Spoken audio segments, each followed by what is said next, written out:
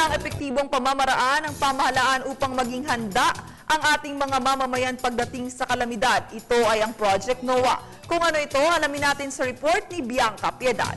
Ang kahandaan ang luna sa pagsapit ng kalamidad. Bilang isang bansa malapit sa dagat Pasipiko na may tropikal na klima, madalas kaharapin ng Pilipinas ang dagok ng kalikasan. Pero dahil batid na ito ng maraming Pilipino, puspusan ang pagbuo ng mga programa kung paano maiiwasan, kung hindi man malalabanan ng tuluyan, ang pagkawala ng maraming buhay at kabuhayan tuwing may sasapit na bagyo. Hanggang sa pagputok ng bulkan. Isa nga sa inilunsad na proyekto ng pamahalaan sa pangunguna ng Department of Science and Technology ang NOAA o National Operational Assessment of Hazards. Layo ng Project NOAA na magbigay ng tulong at babala sa panganib upang maiwasan ang mga sakunang dulot ng hagupit ng kalikasan. Tungkulin naman ng lokal na pamahalaan, sub-government units at iba pang warning agencies na ipakalat ang mga impormasyon sa kanika-nilang nasasakupan.